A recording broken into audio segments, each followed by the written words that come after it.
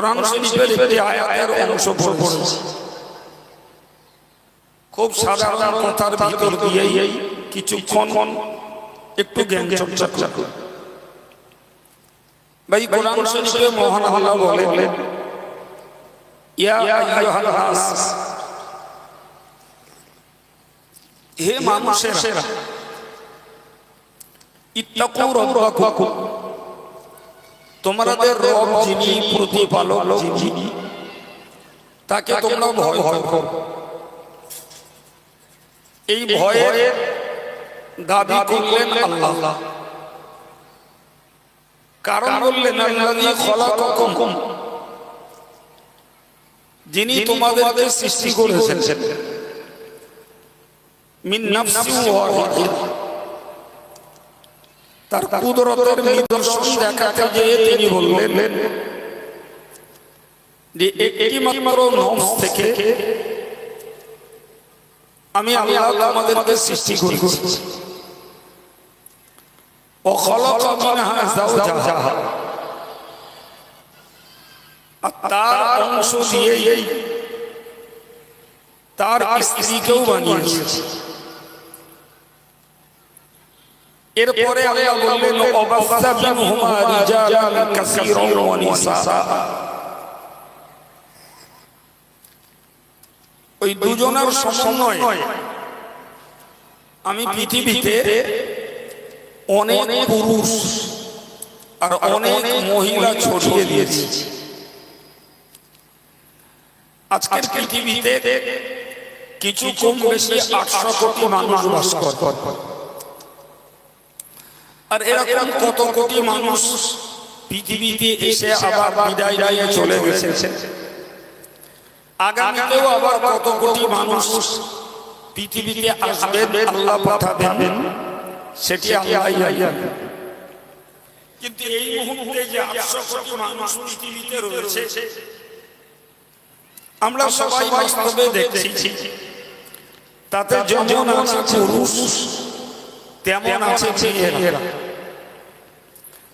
তাহলে নারী এবং পুরুষ উভয় আল্লাহর সৃষ্টি, এবং এই উভয় শ্রেণীর মানুষকে দিয়েই আল্লাহ পৃথিবীটার সৌন্দর্য এবং তৃপ্তি লাভ করার সুযোগ দিয়েছে। খুব স্বল্প কথায় বলা যায়, পৃথিবীতে যদি মেয়েরা না থাকতো, পুরুষ কিসের টানে কাজ করত, কিসের টানে ঘর করত, কিসের টানে পুরুষ এই সংসার জীবনে এত সংগ্রাম করত। নিশ্চিত জ্ঞানী মানুষ মাত্রই এক কথায় বলবেন যে পৃথিবীতে যদি নারী জাতি না থাকতো, পুরুষ হারগিজ কষ্ট করতে যেত না, মেহনত করতে যেত না, তার বিলাস বহুল বাড়ি বাঁধার দরকারও ছিল না, এবং এই পৃথিবীতে তার আনন্দ তার তৃপ্তি কিছুই ছিল না। ঠিক উল্টো দিকটা যদি আমরা ভাবি, তাহলে এটাও স্বীকার করতে হবে। মনে করুন পৃথিবীতে পুরুষ নেই, শুধু আল্লাহ পৃথিবীতে নারী জাতিকে পাঠিয়েছেন। ভাই, এই সংসার জীবনে শুধুমাত্র আল্লাহ নারীদেরকে যদি তৈরি করতেন, তাহলে সে নারীদের জীবনটাও হতো দুর্বিষহ, সেটাও হতো কষ্টকর। নারী এককভাবে জীবন ধারণ করত, কিন্তু আমার আল্লাহ চাইলেন যে আমার সাজানো গোছানো পৃথিবী, এই পৃথিবীর সদস্য সংখ্যা মানব প্রজন্ম যত বাড়বে ততই তারা আমার নিয়ামতগুলো ভোগ করতে পারবে। সুতরাং আল্লাহ বললেন, আমি একটা প্রাণীকে বানিয়েছি, তার থেকে তার স্ত্রীকে বানিয়েছি, আর এই দুজনের সমন্বয়ে প্রচুর পরিমাণে নারী আর পুরুষকে পৃথিবীতে ছড়িয়ে দিয়েছি। ভাই, তাহলে পুরুষ যেমন আল্লাহর সৃষ্টি, নারীও তেমন আল্লাহর সৃষ্টি। পুরুষের জন্য যেমন জান্নাত, নারীর জন্য তেমন জান্নাত। পুরুষের অসৎ আচরণে যেমন জাহান্নাম, নারীর অসৎ জীবন যাপনে তেমন জাহান্নাম। পুরুষের জন্য যেমন নামাজ, নারীর জন্য তেমন নামাজ। পুরুষের জন্য রোজা, নারীর জন্য রোজা। পুরুষকে যেমন দান করতে হয়, নারীকেও তেমন দান করতে হয়। পুরুষকে যেমন জিকির করতে হয়, নারীকেও তেমন জিকির করতে হয়। পুরুষকে যেমন অনুগত হতে হয়, একটা নারীকেও তেমন অনুগত হতে হয়। পুরুষকে যেমন তার গুপ্তাঙ্গের হেফাজত করতে হয়, একটা নারীকেও তেমন তার গুপ্তাঙ্গের হেফাজত করতে হয়। প্রিয় ভাইরা আমার, তাহলে এই কথাগুলোর ভিতর দিয়ে আমরা বুঝতে পারছি নারী পুরুষ উভয় যখন আল্লাহর সৃষ্টি, আল্লাহ পাকের দ্বীন শরীয়তের সংবিধানটাও পুরুষের জন্য যেমন নারীর জন্য তেমন। কারো ছাড় নাই, কারো ছাড় নাই। ফলে আমরা খুব স্বাভাবিকভাবে বুঝি একটা আব্বা ধার্মিক, মেয়েটা ধার্মিকা নয়, স্বামী ধার্মিক, স্ত্রীটা ধার্মিকা নয়। ভাই তাহলে পুরুষ মানুষটা ধর্ম করার সুবাদে তিনি আল্লাহ পাকের কাছে ক্ষমার যোগ্য, কিন্তু মহিলাটা ধর্ম হারা জীবন যাপন করার জন্য তিনি আল্লাহ পাকের কাছে শাস্তি যোগ্য একটা আসামি। ঠিক এর উল্টো দিকে একজন মহিলা ধার্মিকা, কিন্তু বাপটা ধার্মিক নয়, স্বামীটা ধার্মিক নয়, মেয়েটা ধার্মিকা, ছেলেটা ধার্মিক নয়। আমরা এই দু রকমের চরিত্রের মানুষ প্রত্যেকটা গ্রামে, এমনকি বলা যায় প্রতিটি পরিবারেও খোঁজ করলে পাবো। প্রতিটি পরিবার খোঁজ করলে পাবো। ভাই সেই জায়গাটায় দাঁড়িয়ে আমার আজকের মনে হয়েছে আপনাদেরকে কিছু কথা শেয়ার করার জন্য। ভাই খুব সংক্ষিপ্ত পরিসরে বলতে হয়। আমার আল্লাহ কোরআনে বলেছেন, বিসমিল্লাহির রহমানির রহিম, ইয়া আইয়ুহান নাস, হে পৃথিবীর মানুষ, ইন্না খালাকনাকুম মিন যাকারিন ওয়া উনসা, আমি আল্লাহ তোমাদের সৃষ্টি করেছি একটি পুরুষ আর একটি নারীর সংমিশ্রণে। ওয়াজআলনাকুম শুউবান ওয়া ক্বাবাইলা, এবং আমি আল্লাহ তোমাদেরকে নানা গোত্রে এবং নানা শাখায় আমি আল্লাহ ভাগ ভাগ করে দিয়েছি। আল্লাহর বক্তব্য আমরা বাস্তবে দেখছি, কাউকে আল্লাহ সৈয়দের ঘরে পাঠিয়েছেন, কাউকে সিদ্দিকীর ঘরে, কাউকে শেখের ঘরে, কাউকে মন্ডলের ঘরে, কাউকে গাজীর ঘরে, কাউকে মল্লিকের ঘরে। এই যে নানা গোত্র, নানা বংশ এবং নানা শাখায় আল্লাহ মানুষকে পাঠিয়েছেন। জি জি, তো আল্লাহ বললেন এই যে গোত্র আর বংশ আমি আল্লাহ ভাগ ভাগ করে দিয়েছি, এটি কেবলমাত্র লিতাআরাফু, যাতে তোমরা পরস্পরে একজন আরেকজনকে চিনতে পারো। এই চেনার সুবিধার্থে বংশ আর গোত্র ভাগ। আল্লাহর কথা অত্যন্ত জ্ঞানমূলক এবং বাস্তবমুখী। ভাই বিশ্বাস করুন, এই যে গোত্র আর বংশগুলো ভাগ করে দিয়েছেন, আল্লাহ এক কথায় বললেন আমি এটা ভাগ করেছি যাতে একে অপরকে চিনতে পারো। তাই ভাই তাহলে কোন বংশের লোক সে সৃষ্টিগত ভাবে কোন বড়াইত্ব, কোন গর্ব করতে পারে না।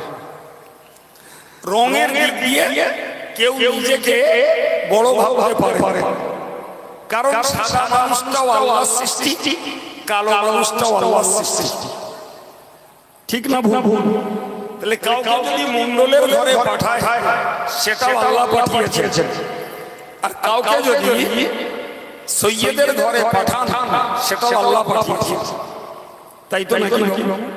এখন সৈয়দের ঘরের লোকটা যদি মনে করে যে আমি সৈয়দ বংশে জন্ম নিয়েছি মানে আমার আত্মগরিমা বেশি, আমার গর্ব ফখর বেশি, আর প্রকারণ করে ওই মণ্ডলের ঘরে মানুষটাকে সৈয়দ ঘরের লোকটা ছোট নজরে দেখে, তাকে ঘৃণ্য মনোভাবে দেখে, তাহলে তো মণ্ডলের ঘরের লোকটা আল্লাহর কাছে দাবি তুলবে, আল্লাহ তুমি কেন আমারে এই নিচু বংশে পাঠালে, যার জন্য আমি লোকের কাছে অবহেলিত, মানুষের কাছে লাঞ্ছিত, আমি মানুষের কাছে সম্মান পাই না, মানুষ আমাকে টিটকারি করে, রহস্য করে, বিরূপ করে। বাবু এরূপ দাবি ওই নিচু বংশে জন্ম নেওয়া মানুষটা আল্লাহর কাছে করতেই পারে। সম্মানিত ভাই আমার মুরব্বীরা, আমি আপনাকে বলবো নিশ্চিত আল্লাহ পাক কাউকে কোনো বংশে আত্মগরিমা করার জন্য পাঠাননি, অহংকার করার জন্য পাঠাননি, গর্ববোধ করার জন্য পাঠাননি। আল্লাহ পাক পাঠিয়েছে তার নিজের ইচ্ছা মতোই। ফলে মনে রাখতে হবে ও মানুষ আমি মানুষ, ও নিচু বংশের আমি উঁচু বংশের, ও কালো আমি সাদা।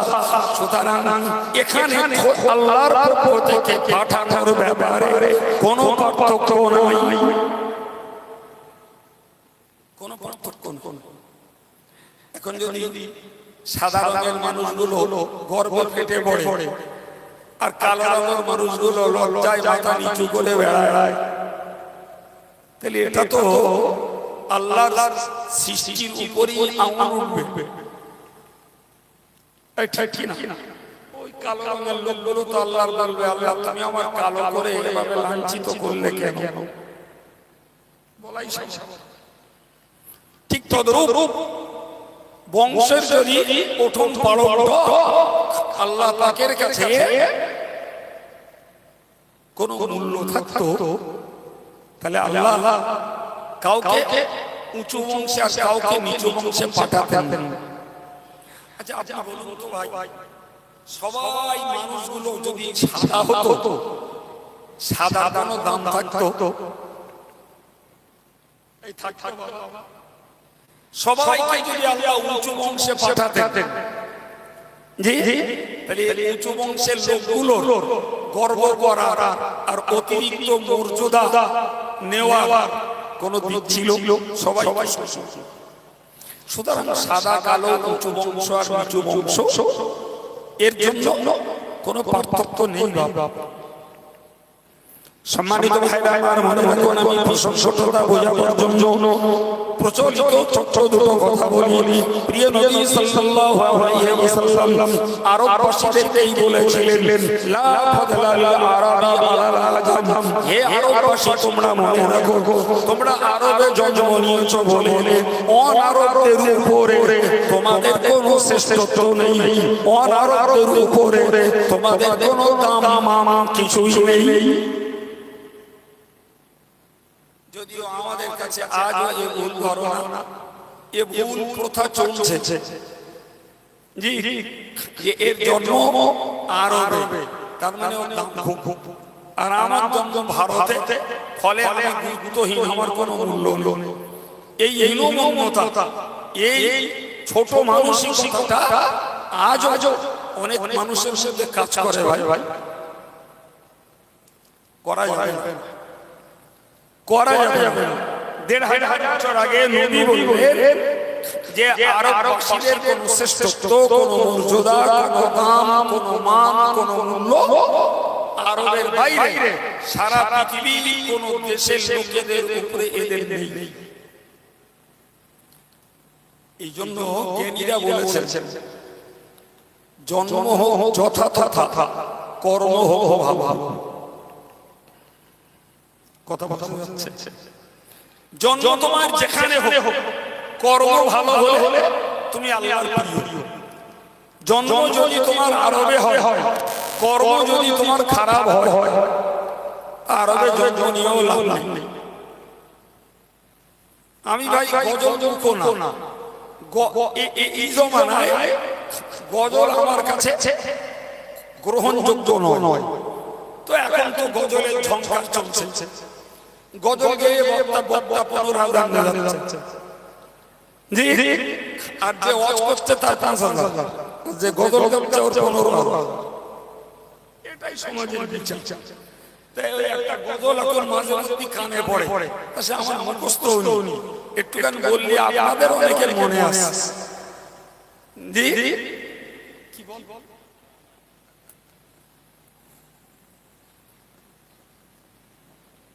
কি বলে, জন্ম আমার যদি হতো মক্কায়, তাহলে বিরাট আক্ষেপ। জন্ম আরবে হয়নি, মক্কায় হয়নি, আর বিরাট আশা জন্ম যদি আমার হতো মক্কায়। আচ্ছা, তোমার জন্ম মক্কায় হলে তুই কামাই করতে হলো, তোমার জন্ম মক্কায়, আর মক্কায় জন্ম হয়ে আবু লাহাব হয়েছে, তো জন্মে লাভটা কি? কথা বলে উতি ছেলে দিয়ে পাগল।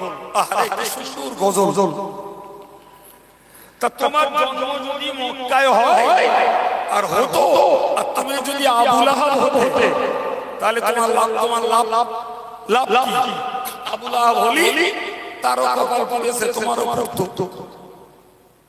কিন্তু বেলালের দেখতে কালো জন্ম হলো আবিসিনিয়ায়। বেলাল মক্কায় এসে নবীর গোলাম হয়ে জান্নাত দখল করলো, আর আবু লাহাব নবীর নিজের চাচা হয়ে পৃথিবীর শ্রেষ্ঠ বংশ কুরাইশ ঘরে জন্ম নিয়ে আবু লাহাব ঠিকানা বানিয়ে নিল জাহান্নাম। কি বলছেন? এখন কারোর জন্ম বসিরহাটে, তার দাম বেশি, আর দেবকের ছেলে মেয়েরা এখানে জন্ম নিয়েছে, এদের আর দাম নেই, যেহেতু এটা প্রত্যন্ত গ্রাম্য অঞ্চল। বাবু, আল্লাহর বিচার কি এরকম হয়?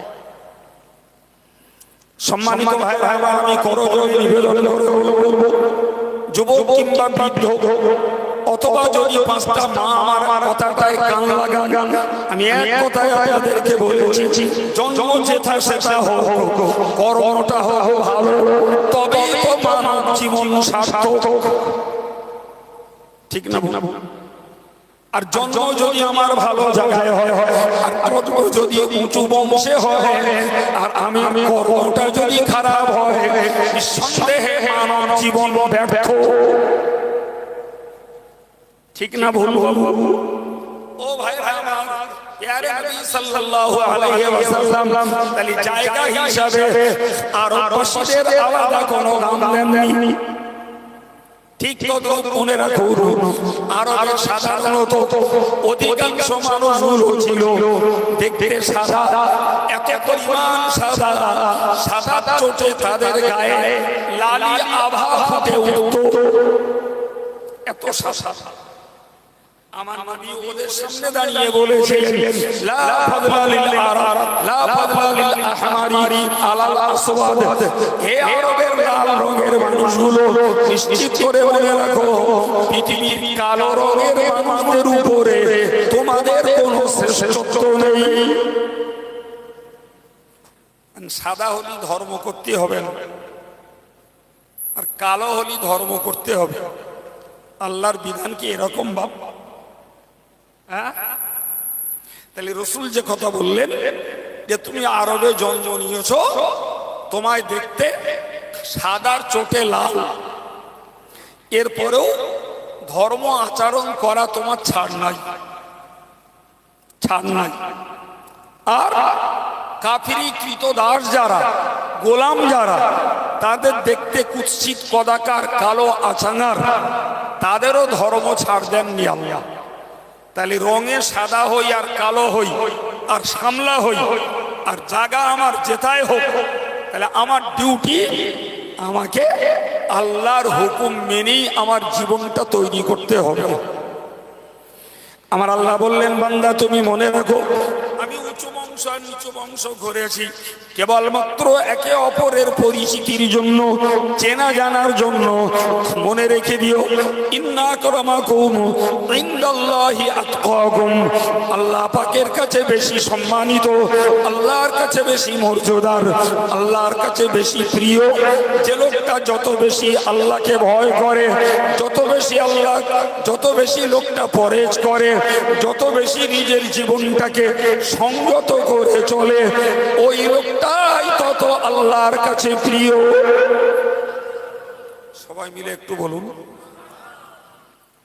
তাহলে আমাদের প্রত্যেকের টার্গেট থাকবে, প্রত্যেকের লক্ষ্য হোক যে আমি চাষি না ব্যবসায়ী না চাকরিজীবী, নাকি আমি জমিদার, কিংবা আমি লেবার, আমি পলিটিশিয়ান, কোন রাজনীতিবিদ, আমি মালিক শ্রেণীর কেউ।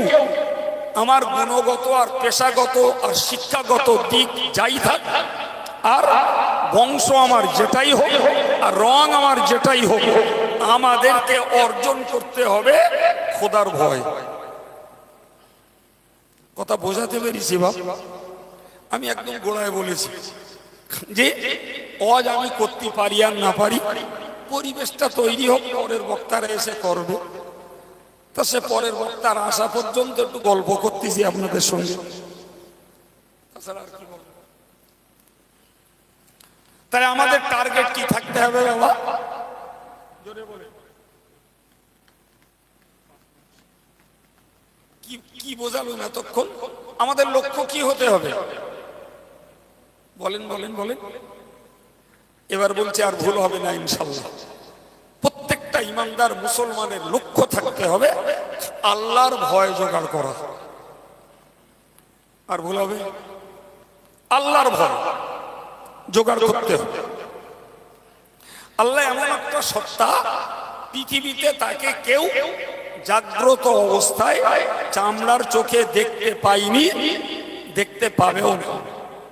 সাধারণ মানুষ তো দূর কথা, নবীরাও না, এমনকি অন্য নবী তো দূরের কথা, আমার নবীও আমার আল্লাহকে জাগ্রত অবস্থায় চর্ম চোখে আল্লাহকে দেখেননি। ভাই, কাউকে দেখলে ভয় পাওয়া এটা সহজ,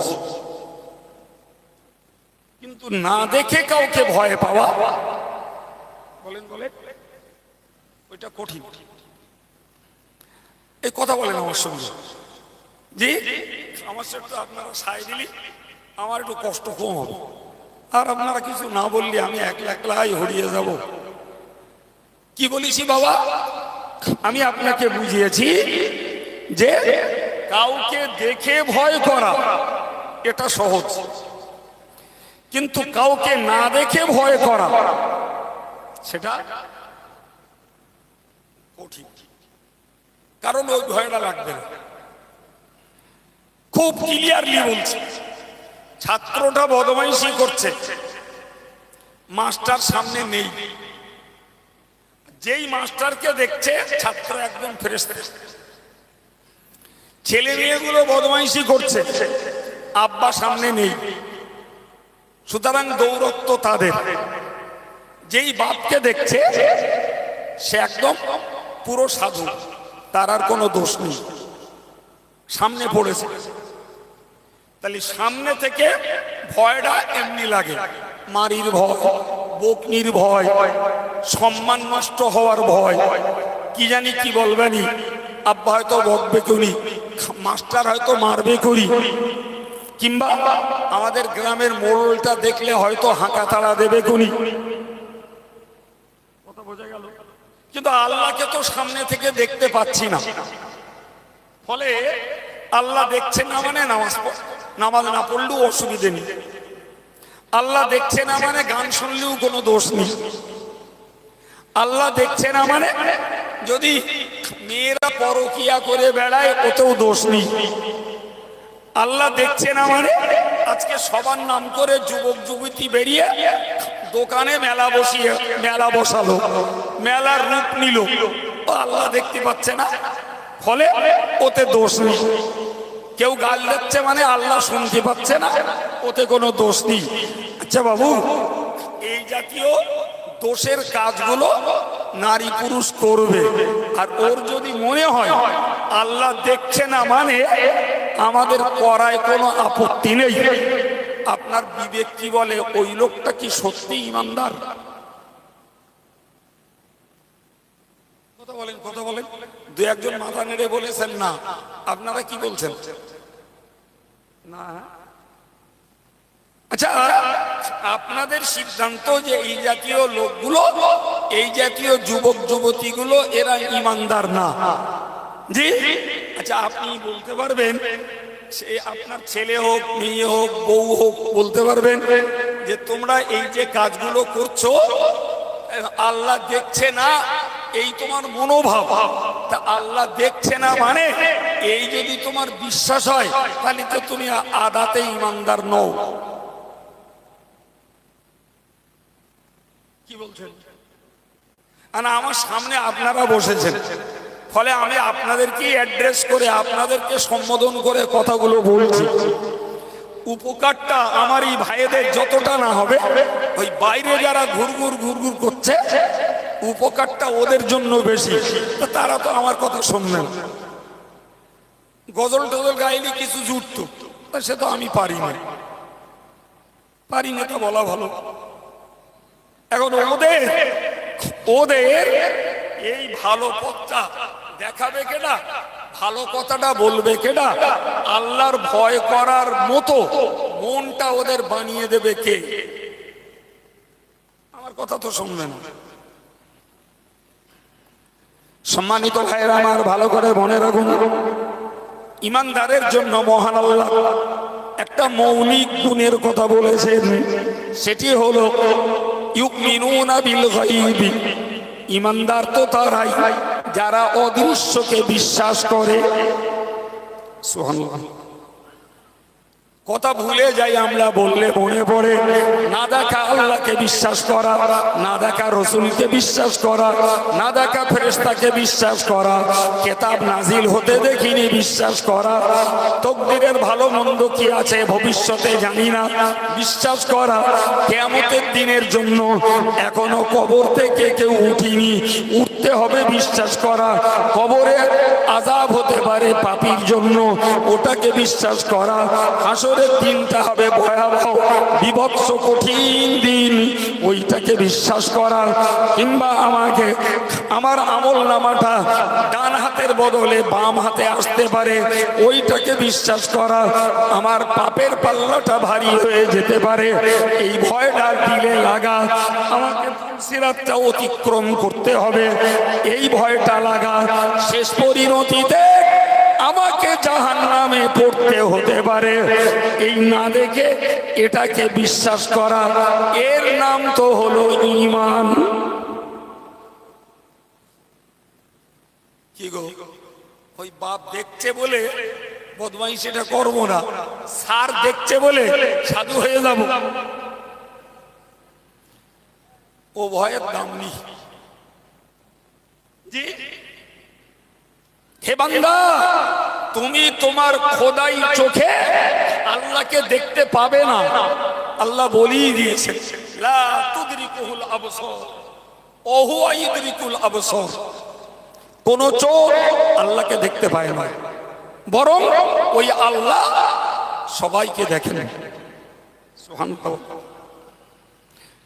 এখন ওই বিশ্বাস আমার মধ্যে জন্মালো না, ওই বিশ্বাস আমার মধ্যে নেই যে আল্লাহ আমার নেকির কাজটাও দেখছেন, আল্লাহ আমার পাপের কাজটাও দেখছেন, ফলে আমি সবাইকে লোকাতে পারবো, আল্লাহকে লোকাতে পারবো না, এই চিন্তা যদি ভিতরে না ঢোকে তাহলে খোদার ভয় কেমনে আসবে?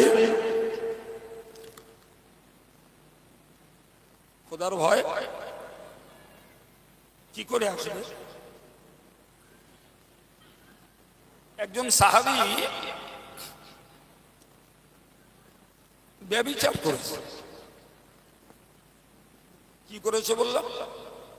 ব্যভিচার করেছে, করে নবীর কাছে এসেছে।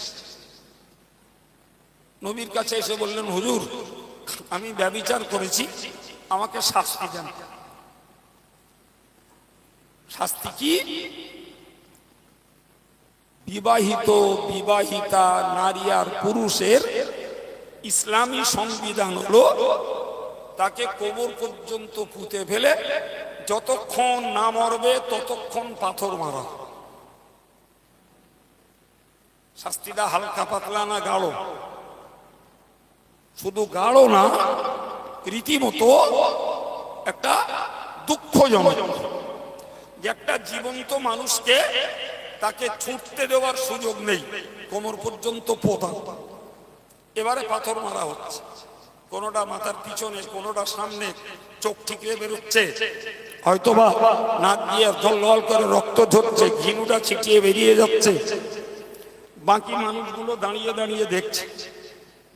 আমার আল্লাহ বললেন, ওয়ালা তাখুযুকুম বিহিমা রাফাতুন, ও আমার বান্দা বান্দি, কোন ব্যভিচারী পুরুষ আর কোন ব্যভিচারিণী মহিলা এদেরকে যদি শরীয়তের শাস্তি প্রয়োগ করা হয়, খবরদার খবরদার ওদের দুজনের ব্যাপারে তোমরা যেন কোনো দয়া, কোনো সহানুভূতি, কোনো কোনো পর্যায়ের কোনো তাদের সমব্যথী তোমরা হইও না।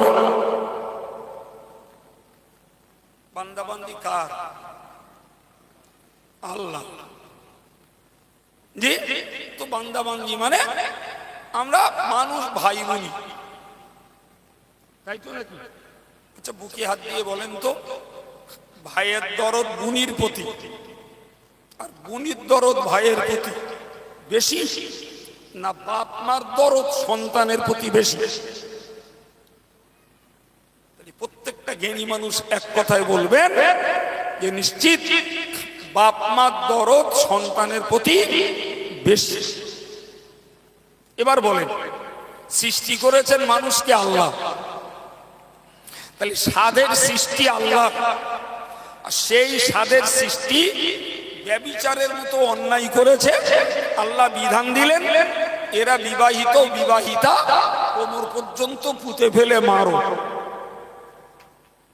আর বাকিদেরকে বলবেন খবরদার এদের ব্যাপারে দয়া দেখিও না। জি, এখন যদি কারোর দরদে ফেটে পড়ে আর কেউ যদি বলে যে ইসলামের এই বিধানটা বড্ড অমানবিক, ইসলামের এই বিধানটা বড্ড যেন অত্যাচারমূলক, তাহলে বুঝতে হবে আল্লাহর থেকেও দরদ তোমার বেশি।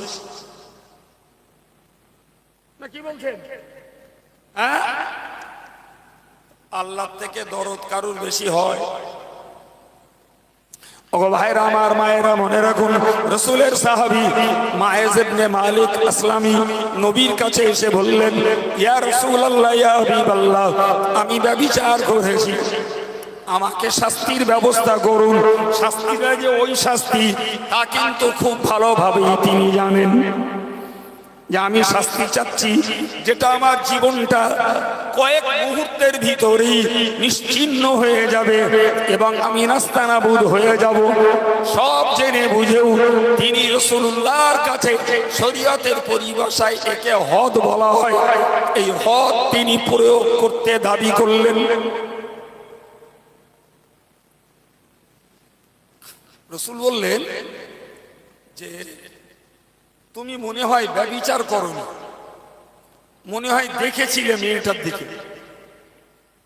লোকটি বলল, না হুজুর, আমি ব্যভিচার করেছি।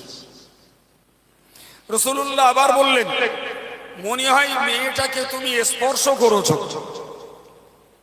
ব্যভিচার মনে হয় করোনি। লোকটি বলল, না হুজুর, আমি ব্যভিচার করেছি। রাসূলুল্লাহ বললেন, তুমি মনে হয় মেয়েটাকে চুম্বন দিয়েছো। রাসূল বললেন, না হুজুর, আমি ব্যভিচার করেছি। ঠিক এরূপ ভাবে রাসূলুল্লাহ তিনবার বলার পরে এবার বললেন, আবিকা জুনুন, তুমি কি পাগল? লোকটি বলল, না হুজুর, আমি পাগল নই, আমি সজ্ঞানী এবং সুস্থ। এই যে চার রকম ভাবে রাসূলুল্লাহ তাকে সুযোগ দিলেন যে ও নিজে অস্বীকার করুক, যেই তো খোদ রাসূলুল্লাহ আমাকে সুযোগ দিচ্ছে, একটু মিথ্যার আশ্রয় নিলেই হয়ে গেল। যে হুজুর আমি অ্যাকচুয়াল ব্যভিচার করিনি, একটু চুম্বন দিয়েছিল কি একটু স্পর্শ করেছিল, এতটুকু মিথ্যা বললেই এই শরীয়তের মৃত্যুদণ্ড থেকে বেঁচে যাবে। এমনকি রাসূলুল্লাহ বললেন যে তুমি কি পাগল? তার মানে রাসূল বোঝাতে চাইলেন যে তুমি অকপটে এই কথাগুলো স্বীকার করছো কেন? তোমার উপরে শরীয়তের শাস্তি মানে মৃত্যুদণ্ড। লোকটি বলল হুজুর আমি পাগল নই। আল্লাহ পাকের নবী তার চোখটা কান্নায় ভরে উঠল। নবী আমার নির্দেশ দিয়ে দিলেন সাহাবাদেরকে, এই লোকটাকে মসজিদের বাইরে নিয়ে যাও, নিয়ে একে মৃত্যুদণ্ড দান করো। প্রিয় নবী সাল্লাল্লাহু আলাইহি ওয়াসাল্লাম এই ঘটনার পরিপ্রেক্ষিতে বলেছিলেন ওই মায়েজ নামীয় ব্যক্তিটা ব্যভিচার করে যে খাঁটি দিলে আল্লাহর ভয়ে যে তওবা করে নিয়েছে, ওই তওবা যদি মদিনার মানুষদের মধ্যে ভাগ করে দেওয়া হতো তো একটা তওবা সকল মানুষের গুনাহ মাফ হওয়ার জন্য যথেষ্ট হয়ে যেত। এত খাঁটি দিলে মায়েজ তার অপকর্মের জন্য তওবা করেছে। এর নাম খোদার ভয়। এর নাম কি? খোদার ভয়। সে ব্যভিচার করেছে, কেউ সাক্ষী নেই।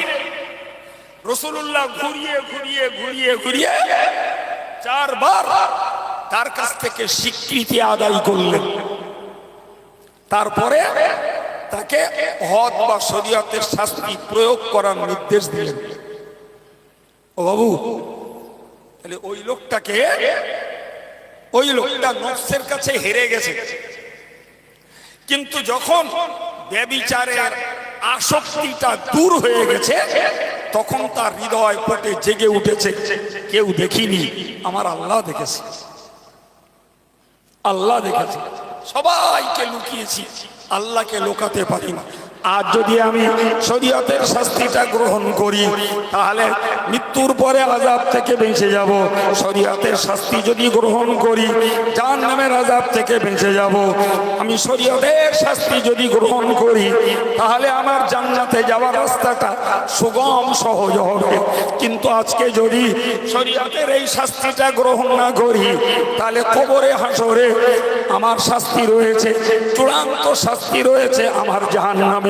তাহলে ওই লোকটার হৃদয়ে আল্লাহর ভয় জেগে উঠেছে, তাই নিজের গুপ্ত পাপটাকে খোদ নবীর মতো বিশ্ব বিচারকের সামনে এসে তিনি স্বীকার করে নিজের উপরে শাস্তির বোঝা চাপিয়ে নিয়েছে। এটাই তো হলো খোদার ভয়। বলেন না বাবা? আজকের আমাদের সমাজের এক অংশ ভাইদের আর মায়েদের, এক অংশ যুবক আর যুবতীদের, এদের সবার ইমানের দাবি আছে, খোদার ভয় কোথায়? কোথায় খোদার ভয়? কিচ্ছু নেই, কিচ্ছু। শুধু একটা হোর্ডিং লাগানো, একটা শিরোনাম লাগানো, কি সৈয়দ মোহাম্মদ মুস্তফা কামাল সিরাজ একটা নাম, যে নুরুন নাহার পারভীন হুসনি আরা, ওরে নাম রে, মনে হচ্ছিলেন তিনজন অথচ একটা নাম। এটা হোর্ডিং, এটা শিরোনাম, এটা প্লাকেট। জি, ওতেই তো আল্লাহর কাছে রেহাই হবে না। জি, সাইনবোর্ডের সঙ্গে তো কাজের মিল থাকতে হবে। যদি মিল রাখার চেষ্টাও করি তারপরেও শয়তান বেগড়া দেবে বাবা, তারপরেও দেবে। সেটা তবু মনকে বোঝানো যাবে যে নফসের তাড়নায় একটা পাপ করে ফেলেছি, আল্লাহর কাছে চাইলে আল্লাহ হয়তো মাফ করবে। কিন্তু মূলত যার খোদাকে হাজির নাজির যেখানে থাকি তিনি দেখছেন, যেখানে থাকি আমি তার জ্ঞানের বাইরে নই, জি, এই মজলিসে যারা বসা এটাও আল্লাহর কুদরতের নজরে আছে। আব্দুল কাইয়ুম বকছে, এটাও আল্লাহ পাক শুনছেন। আর সবার নাম করে যারা মেলা বসিয়ে জি সেখানে যুবক আর যুবতীদের আমদানি ঘটিয়েছে, ওটাও আল্লাহর কাছে ঢাকা নেই বাপ, ওটাও আল্লাহর কাছে আল্লাহর কাছে ওটাও দিবালোকের মতো স্পষ্ট।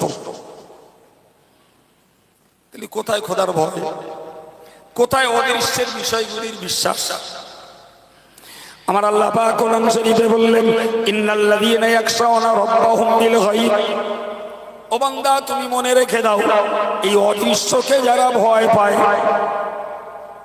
অদৃশ্যকে যারা ভয় পায়, চোখে দেখে না অথচ সেইগুলোর ভয়ে মানুষ তার জীবন তৈরি করে। চোখে দেখে না অথচ সেইগুলোর ভয়ে মানুষ পাপ আচরণ থেকে নিজেকে বিরত রাখে। আমার আল্লাহ বললেন, লাহুম মাগফিরাতুন, ওদের জন্য রয়েছে, ওদের জীবনের পাপ আচরণ যদি কিছু হয়ে পড়ে ওটার জন্য ক্ষমা, এবং ওদের জন্য রয়েছে বড় বড় পুরস্কার। তাহলে না দেখে আল্লাহকে ভয় করা লাগবে, বিনিময়ে যতটুকু ত্রুটি বিচ্যুতি হয়ে গেছে ওইটা আল্লাহ মাফ করে দেবে আর মহা পুরস্কার দান করবে। সুবহানাল্লাহ। ঘোষণা আমার নয় বাবা, আল্লাহর। এই জন্য মহান আল্লাহ কোরআনে বলেছেন, ইয়া আইয়ুহাল্লাযীনা আমানুত্তাকুল্লাহ, ওগো ঈমানদার, তুমি ঈমানের দাবি করছো, আমি আল্লাহ বলছি তোমার ঈমানের দাবি ততক্ষণ কমপ্লিট হবে না, ঈমানের দাবি ততক্ষণ পূর্ণ হবে না যতক্ষণ পর্যন্ত তুমি আল্লাহকে ভয় না করবে। অতএব তুমি যখন ঈমানদার বলে নিজেকে দাবি করছো, তুমি জঙ্গলে না, তুমি মাটির নিচে বাংকারের ভিতরে না, তুমি শূন্য মার্গে পাড়ি দিয়েছো, কোথায় তুমি আছো তোমাকে মনে রাখার দরকার, যেখানেই তুমি থাকো না কেন আল্লাহর ভয় তোমার মধ্যে সর্বদাই জাগ্রত রাখতে হবে। আমি একলা নই, আমার আল্লাহ রয়েছে, তিনি দেখছেন। এই মনটার বিরাট দাম, বিরাট দাম। খোদার ভয় যদি মনে ঢোকে, সারাদিন হাড় ভাঙা খাটনি খেটে রাত্রেবেলা এশার নামাজ না পড়ে শোবে না। খোদার ভয় যদি থাকে, জি, আর খোদার ভয় যদি না থাকে, প্রকাশ্য জনসমক্ষে মদ খাবে, তাস খেলবে, জুয়া খেলবে, নামাজ কাজা করবে, ওর কোনো পরোয়া নাই। জানে এরা মানুষ, তো ওরা আমার কি করবে? কিছু করতে গেলেই তো আইনের চাপে পড়তে হবে। ওর টাকায় ও মদ খাচ্ছে, ওর টাকায় ও জুয়া খেলছে, ওর সময় নষ্ট করে, ওর পরিবারকে ধ্বংস করে ও তাস খেলছে, জুয়া খেলছে, ওর নিজেকে জাহান্নামী বানাচ্ছে। তাতে তোমার কি? তুমি বলার কি? জি, আমার আল্লাহ বললেন, ইত্তাকুল্লাহ, ও বান্দা তুমি আল্লাহকে ভয় করো, হাক্কা তুকাতিহি, ভয় করার মতো করো, ভয় করার মতো করো। ভাইরে আমার, নিশ্চিত করে মনে রাখুন, আমার আল্লাহ এই পর্যন্ত বলার পরে বললেন, ওয়ালা তামুতুন্না ইল্লা ওয়া আনতুম মুসলিমুন, তোমরা যতক্ষণ পর্যন্ত পূর্ণ মুসলমান না হও ততক্ষণ যেন তোমরা মরো না। এ কথার মানে হলো, যতক্ষণ পর্যন্ত মানুষ অদৃশ্যভাবে আল্লাহকে ভয় না করে, যতই নামাজ পড়ুক, যতই সে অন্যান্য ধর্ম আচরণ করুক, আর যারা করে না, যদিও মুসলমান বলে নিজেকে দাবি করুক, ওই লোকটা কমপ্লিট মুসলমান নয়। কমপ্লিট মুসলমান হতে গেলে আল্লাহর ভয় সঙ্গে থাকতে হবে। ভয় ছাড়া কমপ্লিট মুসলমান হওয়া যাবে না বাবা। জি প্রিয় ভাইরা আমার, এই যদি হয় কোরআনের বয়ান, হাদিসের বয়ান, আমরা আমাদেরটা ভাবলে আমরা কোন স্তরে থাকতে পারবো, কতজন সেটা খুব বোঝা মুশকিল ভাই, খুব বোঝা মুশকিল। বিশ্বাস করুন ভাই, আমি একবার বলেছি, যে ভয়ের মতো মন তৈরি করি, তারপরেও ত্রুটি বিচ্যুতি আমার দ্বারা হতে পারে। পারে না বাবা? পারে। আর যদি ভয়ের মন মূলত তৈরি না করি, তাহলে ত্রুটি ছাড়া, দোষ ছাড়া আমার জীবনটাই গড়বে না। জি, তাহলে আমার ভয়ের মানসিকতাটা তৈরি করাই লাগবে। সম্মানিত ভাইরা আমার, আমার আল্লাহ বললেন, বংশ তোমার যেটা যত উঁচু হোক, রং তোমার যত সুন্দর হোক না কেন, চেহারা তোমার যত সুদর্শন হোক না কেন, আমি আল্লাহর কাছে দাম হলো আল্লাহ ভীরু বান্দাটার, আল্লাহকে যে ভয় করে তার দাম। সুতরাং জন্ম হোক যথাযথা, কর্ম হোক ভালো। এই কর্ম যদি ভালো হতে হয়, একমাত্র খোদার ভয়ই সম্ভব।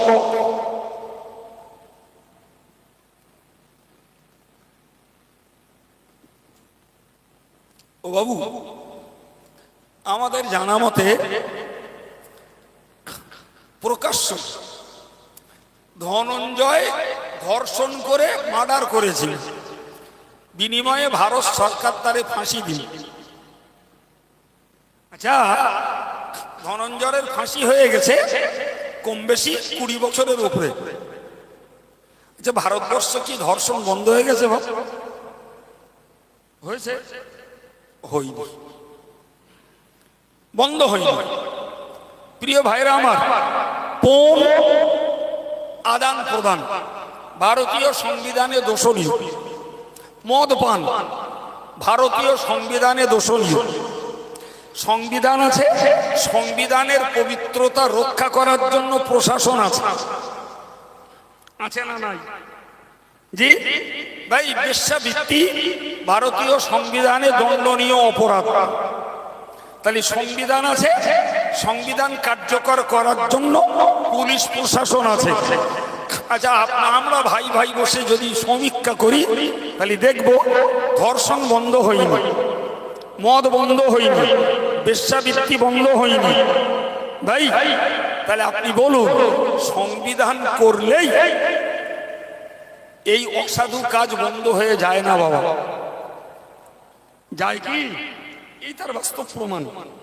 এখনো এমন কোন দিন নেই খবর নিলে আর খবর সন্ধান করলে ধর্ষণের রিপোর্ট পাওয়া যাবে না। ঠিক না বল? ঠিক। একটু ভেবে দেখুন তো, আমার নবীর কাছে পুলিশ ছিল না, নবীর কাছে মারণাস্ত্র ছিল না, গোলা বারুদ বোমা স্টেন গান পাইপ গান কিচ্ছু ছিল না। রাসূলুল্লাহর লাইফে ইসলামী মিশনটা প্রকাশ্য নবী চালিয়েছেন মাত্র 20 বছর, 3 বছর চালিয়েছেন গোপনে। সর্বমোট 23 বছর, 3 বছর গোপনে, প্রকাশ্য 20 বছর। ভাই, এই প্রকাশ্য 20 বছরের হিস্ট্রিটাকে, ইতিহাসটাকে আমরা যদি চর্চা করি, একদম বোবার মতো করে মেনে নিতে হবে যে 20 বছরের আমার নবীর প্রচেষ্টা কোরআনী সংবিধান আরব সাম্রাজ্যে প্রতিষ্ঠিত হয়েছে। সুবহানাল্লাহ। বাড়ি এখানে হচ্ছে না, আর বাড়িতে 20 বছরের প্রচেষ্টায় চুরি বন্ধ হয়েছে, ছিনতাই বন্ধ হয়েছে, মদ বন্ধ হয়েছে, সুদ বন্ধ হয়েছে, ব্যভিচার বন্ধ হয়েছে, কন্যা সন্তান হত্যা করা বন্ধ হয়েছে, বাপ মাকে অমর্যাদা দেওয়া বন্ধ হয়ে বাপ মার মর্যাদা ফিরিয়ে দিয়েছে, লুটতারাজ বন্ধ হয়েছে, সামান্য সামান্য ব্যাপারে তারা মারামারি কাটাকাটি বন্ধ করে দিয়েছে। কি অস্ত্র নবী ব্যবহার করেছেন বলেন না বাবা? আল্লাহর ভয়। সুবহানাল্লাহ বলেন। তাহলে একটা জিনিস আমার নবী তাদের মধ্যে তৈরি করতে সক্ষম হয়েছেন, সেটা হলো চোখে না দেখতে পারলেও তুমি তোমার বিশ্বাস তৈরি করো যে আমি যেথায় থাকি আল্লাহর দৃষ্টির বাইরে নই, আল্লাহর জ্ঞানের বাইরে নই। এই একটাই গুণ তাদেরকে ফেরেশতার থেকেও উচ্চ মর্যাদায় পৌঁছে দিয়েছে। আমি কি বলেছি? ফেরেশতার থেকে উচ্চ মর্যাদা। কাল আবার কেউ কোন কাম করবেন না, যেটা বলেছি ওটাই ইসলামী আকীদা। মানুষ যদি সত্যকারের মানুষ হয়, ফেরেশতার থেকেও তার দাম বেশি। কথা বুঝে আসিনি? জি, তা না হলে আল্লাহ আদমকে বানিয়ে ফেরেশতাদের বলতেন না তোমরা আদমকে কিবলা বানিয়ে সিজদা করো। সুবহানাল্লাহ বলেন। আদম তো মাটির তৈরি, আর ফেরেশতা তো নূরের তৈরি। তাহলে নূরের তৈরি ফেরেশতাকে সিজদা করতে হলো আল্লাহর নির্দেশে মাটির তৈরি আদমের কাছে। তাহলে এটি প্রমাণ হচ্ছে মানুষ যদি মানুষ হয় তাহলে ফেরেশতার থেকেও তার দাম বেশি।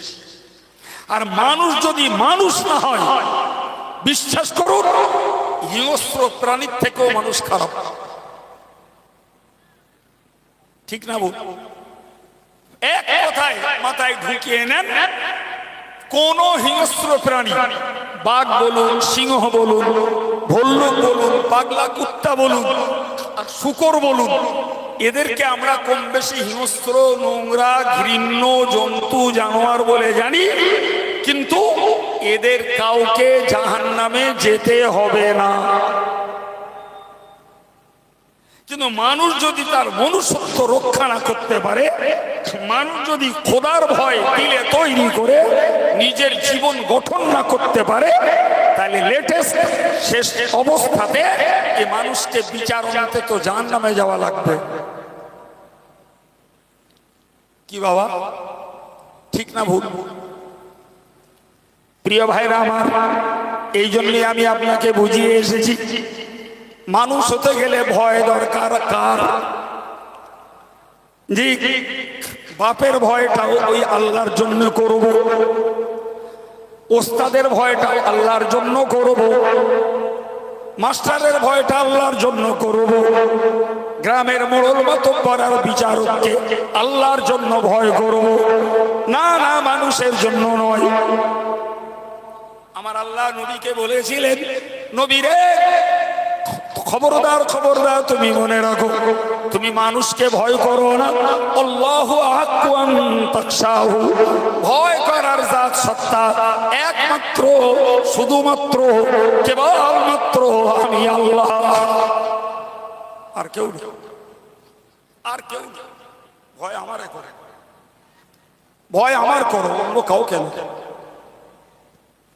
জি প্রিয় ভাইরা আমার, আমি আপনাকে বোঝাতে চাইছি, তাহলে আল্লাহর ভয়ের মতো সম্পদ একটা যদি জীবনে জোগাড় করা যায়, রাতের আধারে নামাজও পড়া যায়, চুরি থেকে বিরত থাকা যায়, আবার রাতের আধারে তাহাজ্জুদটাও পড়া যায়, এবং ঘুমের শয্যা ত্যাগ করে দিয়ে জিকির তাসবিহ তেলাওয়াত করে আল্লাহর কাছে চোখের পানি ফেলা যায়।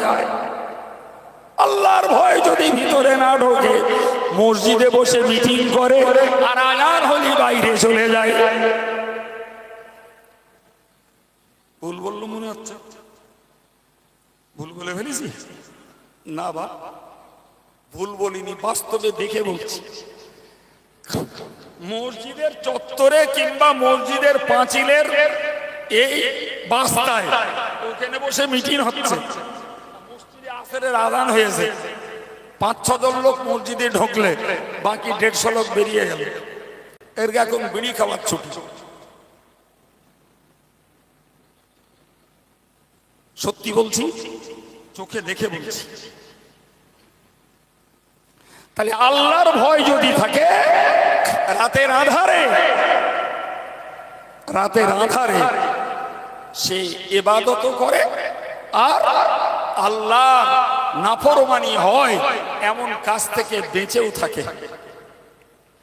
আর আল্লাহর ভয় যদি না ঢোকে, রিয়েলি মসজিদ চত্বরে মিটিং করে আর আজান হলে বাইরে চলে যায়, নামাজ কালাম হয়ে গেলে আবার মিটিংয়ে বসবে। আমার আল্লাহ কোরআনে বলেছেন, তাতাজাফা জুনুবুহুম আনিল মাদাজি'i ইয়াদউনা রাব্বাহুম খাওফান ওয়া তামা। আমার আল্লাহ বললেন, এক শ্রেণীর মানুষ রয়েছে, এক শ্রেণীর মানুষ রয়েছে যারা রাতের বেলা আরাম করে, রাতের বেলা বিশ্রাম করে, রাতের বেলা ঘুমিয়ে যায়, কিন্তু গভীর রাত্রিতে বিছানা ছেড়ে আরাম ত্যাগ করে দিয়ে ঘুমের ঘাটতি করে সে উজু হয়, আল্লাহর জন্য নামাজ আদায় করে, হাত দুটি তুলে একদিকে জাহান্নামের ভয়ে আল্লাহর কাছে দোয়া চায়, আর একদিকে জান্নাতের লোভে আল্লাহর কাছে দোয়া চায়। এই মানুষ আছে। আবার ঠিক ওই রাত্রিতে আর একজন মানুষ সে কাক ঘুম ঘুমায় আর রাতের বেলা উঠে বেরিয়ে যায়, কার মাল খসাবে, কোন বাড়িতে ছিনতাই করবে, কোন বাড়িতে ডাকাতি ফেলবে, কোথায় যে লকার ভাঙবে, এই চিন্তায় ব্যস্ত থাকে। এও কলেমা পড়া ভাই, ও কলেমা পড়া ভাই, এর নামও ইমানদার, ওর নামও ইমানদার, এর নামও ইসলামী নাম, ওর নামও ইসলামী নাম, কিন্তু দুটি মানুষের গুণগত পার্থক্য কল্পনার বাইরে। জি, তাহলে একজন মানুষ হয়ে ফেরেশতার ঊর্ধ্বে উঠে যাবে, আর একজন মানুষের চামড়া পরে হিংস্র প্রাণীর থেকেও জঘন্য জায়গায় পৌঁছে যাবে। দরকার আল্লাহর ভয়। আমি দোয়া চাইছি বাবা, আপনাদের কাছে দোয়া চাইছি, আমার জন্য একটু দোয়া করেন, যাতে করে রাতে দিনে নির্জনে আল্লোকালয়ে আল্লাহর ভয়টাকে যেন সর্বদা ধরে রাখতে পারি। এই দোয়াটা আমার জন্য করেন। জি ভাই, তা যদি না হয় হুজুরগিরি ঘুচে যাবে আল্লাহর কাছে। আল্লাহ যদি ক্ষমা করে তো কপাল ভালো, না করলে মহা বিপদ। জি ভাই, প্রিয় নবী সাল্লাল্লাহু আলাইহি ওয়াসাল্লাম খোদার ভয় সৃষ্টি করে সুশীল সমাজ গড়েছেন।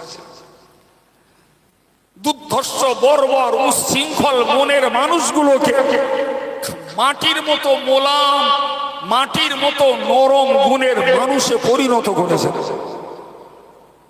একটাই সম্পদ, খোদার ভয়। জি, কথার পৃষ্ঠে মনে পড়ছে রাসূল করিম সাল্লাল্লাহু আলাইহি ওয়াসাল্লাম ৮-৯ মাস মক্কা থেকে মদিনাতে এসেছেন। তো সে যুগ টেলিফোনের যুগ নয়, মুহুর্মুহু এখানকার বার্তা আর এক জায়গায় যাওয়ার যুগ ওইটা নয়। কেবলমাত্র এক জায়গার খবর আর এক জায়গায় যাওয়ার মাধ্যম হলো এই ব্যবসা সূত্র।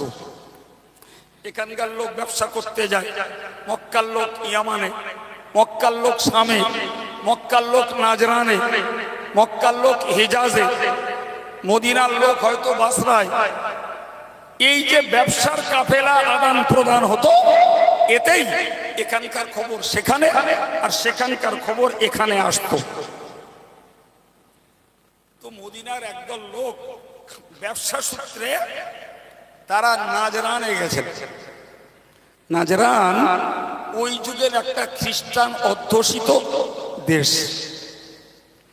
তো এদের কাছ থেকে নাজরানের খ্রিস্টানরা গল্প শুনেছে যে মক্কা থেকে একজন এসেছেন মদিনাতে, নাম যার মুহাম্মদ, তিনি আল্লাহ পাকের রসুল বলে দাবি করছেন, মানুষ তা মেনেও নিচ্ছে।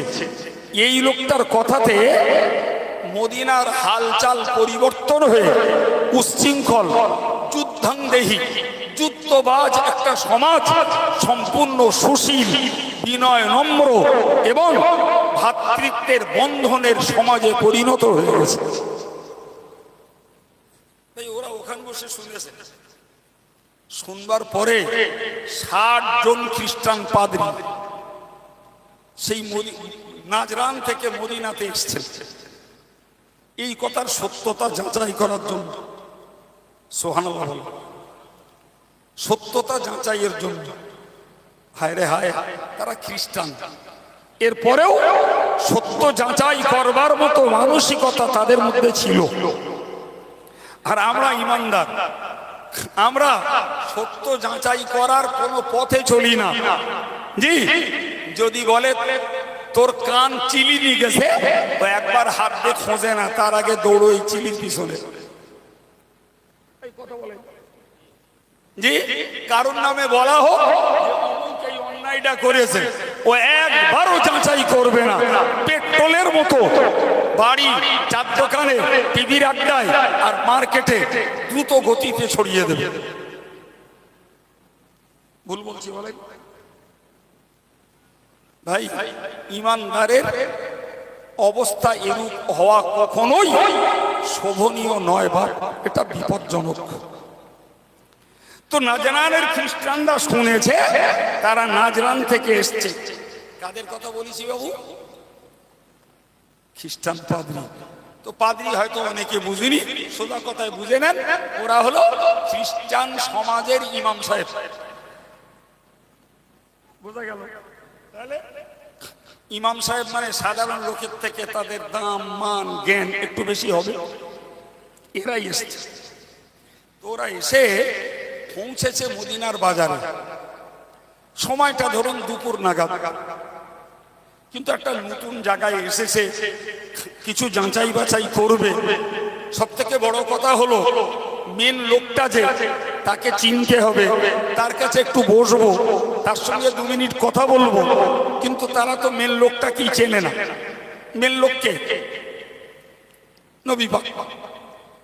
তোরা ইতস্তত করছে, কাকে জিজ্ঞাসা করব আর ওই লোকটার কাছে বা কেমনে যাব, এরম একটা দ্বিধা দ্বন্দ্বের মধ্যে ইন্দিমিন টাইমে মসজিদে নবাবিতে জোহরের নামাজের আজান হয়েছে। ওই লোকগুলো পুতুলের মতো দাঁড়িয়ে দাঁড়িয়ে দেখতে রইল। আজান হয়েছে। মদিনার বাজারের অবস্থাটা কি? ক্রেতা তার মাল কিনেছে রেখে দিয়ে, বিক্রেতা তার ঘরে মাল রয়েছে, গম, জব, খোরমা, ওগুলো রেখে দিয়ে বিক্রেতা তো তার দোকানদার ক্যাশ বাক্সে তালা মারে না, ক্রেতা তার বস্তাগুলো হেফাজত করে না।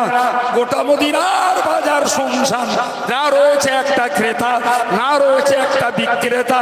বিক্রের শাড়ির মতো একদিকেই চলেছেন।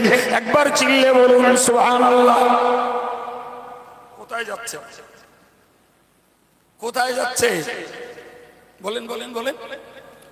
শুধু নামাজ পড়তে না, শুধু নামাজ পড়তে বললে অ্যান্সার ইনকমপ্লিট। জমাতের সঙ্গে নামাজ পড়তে। জমাত যদি একটাই হয়, আমি 3টের সময় গিয়ে একলা নামাজ পড়তে পারি, সব কম হবে। তাহলে একসঙ্গে সব লোক যাচ্ছে, মানে শুধু নামাজ আদায় করতে না, জমাত সহ নামাজ আদায় করতে। এই চিত্র তারা দাঁড়িয়ে দেখলো। দেখে তাদের ব্রেন কাজ করছে না। যে জাতি মারামারি করত, যে জাতি কন্যাকে হত্যা করত, যে জাতি ভাই ভাইকে চিনত না, যে জাতি নিজের স্ত্রীকে চিনত না, যে জাতি বাপের মর্যাদা দিত না, যে জাতি কন্যাদেরকে জীবন্ত পুঁতে ফেলে দিত, সেই জাতি এক মুখো হলো কি করে? এরা ইতস্তত করতে করতে পায়ে পায়ে এগিয়ে গেল। ততক্ষণে মসজিদে নববীর জমাত শেষ। সাহাবায়ে কেরামেরা নামাজ কমপ্লিট করে বেরিয়ে আসছেন। একজনকে ডেকে জিজ্ঞেস করলেন যে মুহাম্মদ কে, তিনি কোথায়? তিনি বললেন আপনারা কারা? তিনি বললেন আমরা নাজরানের খ্রিস্টান পাদ্রী। তো উনি এনাদেরকে বললেন আপনারা একটু অপেক্ষা করুন বলে উনি রসুলের কাছে গেলেন। যে বললেন ইয়া রাসূলুল্লাহ, নাজরান থেকে 60 জন খ্রিস্টান পাদ্রী এসেছেন, তারা আপনার সঙ্গে একটু সাক্ষাৎ করতে চায়। রাসূলুল্লাহ টেনশনে পড়ে গেলেন। টেনশনে পড়লেন কারণ প্রথমত এরা ভিন্ন ধর্মের লোক, দ্বিতীয়ত এরা সেই ধর্মের লিডার, তৃতীয়ত এরা আমার মেহমান। এদের জায়গা দেবো কোথায়? রসুলের তো নবান্ন ছিল না, রসুলের রাইটার্স বিল্ডিংও ছিল না, পার্লামেন্টও ছিল না। রসুলের পার্লামেন্ট বলুন আর নবান্ন বলুন, জি যাই বলুন, সেটা মসজিদে নববী। সুবহানাল্লাহ হয় না? সেটা কি বাপ? মসজিদে নববী। রাসূলুল্লাহর পার্লামেন্টের সদস্য আবু বকর, ওমর, ওসমান, আলীর মতো জান্নাতি সাহাবীরা। জি প্রিয় ভাইরা আমার, তো রসুলের তো জায়গা মসজিদ, তারও হাল মাথার উপরে খেজুর পাতার ছাউনি, দেয়ালগুলো খেজুর পাতার বেড়া, মেঝেটা কাঁকর পাথরের নুড়ি। খোদ রসুল সেজদা দিতেন। জি, সাহাবীরা বলতেন রাআইতু আসারা সুজুদি ফি জাবহাতি, আমরা রসুল সেজদা দিয়ে উঠলে সেজদার চিহ্ন তার কপালে দেখতে পেতাম। তার মানে ধুলো বালি কাদা লেগে থাকতো নবীর চেহারা। আজকে তো আমরা সেজদা মারতেছি, মুখ না দেখালে কি সেজদা মারি না, এত ফ্রেশ তালি বসাচ্ছি, মানে নামাজ না মকরু করে তারপর আর কাজ। ফতোয়া দিলেও নেবে না, কার ফতোয়া কেটে নাই, টাকা আমার, তোমার ফতোয়া নেবো? আমরা কত ভালো মসজিদ করিস তাই না, তা করো ভাই, করো আর ঠকো, কি পাও আল্লাহর কাছে দেখো। সত্যি কথা বলতে কি, জি, রসুলের জমানার মসজিদ গুলো ছিল কাঁচা আর মুসল্লি গুলো ছিল পাকা, আর আজকের মসজিদ পাকা, মুসল্লি গুলো কাঁচা। ভুল বললো? হ্যাঁ, আল্লাহ হেফাজত করেন, বলি আমিন। ভাই আমার, রসুল টেনশনে পড়ে গেলেন, করবো কি, এদের বসতে দেবো কোথায়? একজন সাহাবী বললেন, হুজুর এই জোহরের নামাজ হয়ে গেছে, মানে সূর্যের ছায়া এখন পূব দিকে পড়বে। আরবের সূর্য তার উত্তর দিকে ওঠে না, কোন দিকে ওঠে? পূব দিকে ওঠে। তা জোহরের নামাজের টাইম, সূর্য একদম মিডিল সেন্টার থেকে যখন পশ্চিম দিকে ঢলা শুরু হয়, তখন জোহরের নামাজের টাইম হয়। তাহলে জোহরের নামাজ যখন হয়ে গেছে, সূর্য পশ্চিম দিকে ঢলে গেছে, ইয়া রাসূলুল্লাহ, পাহাড়ের পূর্ব দিকটায় ছায়া পড়েছে, অতএব এদেরকে নিয়ে পাহাড়ের পূর্ব দিকে বসা যায়। একজন সাহাবীর পরামর্শ, আল্লাহ পাকের নবী বললেন, তোমরা একই পরামর্শ দিচ্ছ, এরা প্রথমত ভিন ধর্মের, দ্বিতীয়ত এরা খ্রিস্টান ধর্ম যাজক, তৃতীয়ত এরা আমার মেহমান, ওইরূপ জায়গায় এদের মতো মানুষকে বসতে দেয়া যায় না। আর একজন সাহাবী বললেন, ইয়া রাসূলুল্লাহ, ইয়া হাবিবাল্লাহ, হুজুর আমার খেজুর বাগানটা অত্যন্ত ঘন, আল্লাহ পাকের হাবিবি, আমার বাগানের খেজুর পাড়া হয়ে গেছে, গাছে আর খেজুর নাই, কিন্তু পল্লবতা খেজুরের পাতা এত পরিমাণ ঘন, তাতে রৌদ্রের ছায়া পড়ে না, ওই বাগানটাই নিয়ে বসা যায়। নবী বললেন, না না, ওই জায়গাটা এদের মতো মানুষের জন্য সম্মানজনক নয়। নবী সিদ্ধান্ত নিলেন, কোথাও নয়, আমার জায়গা যেটি আল্লাহ দিয়েছেন ওইখানে ওদেরকে ডাকো। এই বলে নবী পাক তাদেরকে মসজিদে নববীতেই ডাকলেন। ভাই, তখনও নন মুসলিমকে মসজিদে উঠতে দেওয়া যাবে না, এইরকম হুকুম আল্লাহ নাজিল করেননি। এইটুকানি না বলে দিলি কালকে আবার ঠ্যাং বার করবেন। তাহলে মসজিদে নববীতে যদি খ্রিস্টানরা উঠতে পারে, তাহলে আমার গা মসজিদে শ্রীযুক্ত বাবুরা উঠলি দোষ কি? ঠ্যাং বার করবেন। জি, মনে রাখবেন, নবম হিজরিতে, অর্থাৎ রাসূলুল্লাহর ইন্তেকালের 1 বছর পূর্বে আল্লাহ একটা আয়াত নাযিল করেছেন, ইন্নামাল মুশরিকুনা নাজাসুন ফালা ইয়াকরুবুল মাসজিদাল হারামা বা'দা আমিহিম হাযা। আমার আল্লাহ বললেন, মুশরিকরা ভিতর বাইরে নাপাক, অতএব এই বছরের পর থেকে ওরা যেন কাবার মসজিদের কাছাকাছি আর কেউ না ঘেঁষে, ওদেরকে মসজিদুল হারাম তথা কাবার মসজিদে ঢোকার নিষেধাজ্ঞা জারি করা হলো। আর নয়, এখন কেউ যদি বলে যে তোমার কাবা একটু যাব, তা তোমরা এত সংকীর্ণ আমাকে কাবায় যেতে দাও না। কেউ আদর করে, আবদার করে, হিংসা করে, শত্রুতা করে কেউ বলতে পারে, এই পারে না, পারে না। কিংবা কেউ বলতে পারে তোদের কাবায় আমার কাছে যেতে দিস নি কেন, দিলি আমরা একটু যাতুম। আমাদের প্রয়াত প্রধানমন্ত্রী শ্রীমতী ইন্দিরা গান্ধী জি আরবের বাদশাহ ফয়সালের পিরিয়ডে বহুত চেষ্টা করেছিল একবার মক্কায় যাবে। জি পার্সোনালি ফয়সাল রাজি হলেও বিশ্ব মুসলিমের চাপের কাছে হার স্বীকার করতে হবে। ফলে সৌদি গভর্নমেন্ট শ্রীমতী ইন্দিরা গান্ধীকে পারমিশন দিতে সাহস করেনি। কথা বুঝে আসছে? এখন যদি কেউ আমাদেরকে বলে আমি কিচ্ছু বলবো না, আমি বলবো ভাই তোমার কাছে স্বর্ণ মন্দিরে আমার কাছে যেতে দাও না কেন, এটা কিচ্ছু বলে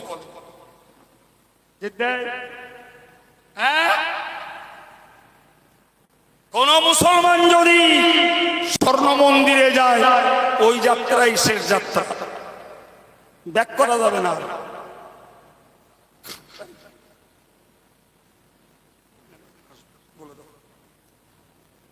কি ভাই ওই যাত্রায় তুমি যদি ভাই তোমার স্বর্ণ মন্দিরে না যেতে দাও, সে ভারতবর্ষে আর সারা পৃথিবীর মুসলমানের প্রাণ কেন্দ্র কাবা, সেখানে তোমার যেতে দেবে এই দাবিটাও তো তোমার অনৈতিক দাবি। যাক ছাড়ুন, যে আমার টাইম ছিল 9টা পর্যন্ত, জি স্টেজ নিয়েছি আমি 15 মিনিট পরে। আমার নিয়ম হলো কারোর ওয়াদার সময় যদি কম হয়ে যায় আমি কষ্ট করব, পরে ওদেরটা পূরণ করে দেবো, তাই 15 মিনিট ঠেকিয়ে দিচ্ছি, 4 মিনিট বাকি। প্রিয় ভাইরা আমার, রাসূলুল্লাহ তাদের মসজিদে ডাকলেন। তারা রাসূলুল্লাহকে সঙ্গে কথাবার্তা বলে জিজ্ঞাসা করলো এই সমাজটা আপনি এভাবে করলেন কি করে? নবী বললেন আল্লাহর ভয় দিয়ে। কি দিয়ে? আল্লাহর ভয় দিয়ে।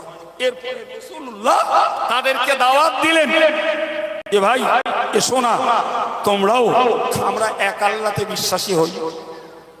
সুবহানাল্লাহ। ওরা বললো আমরা একলা নই, আমাদের অনুগামী অনুসারী অনেক, সুতরাং আমরা এক্ষুনি আপনার দাওয়াতকে, ইসলামের আহ্বানকে মেনে নিতে পারবো না।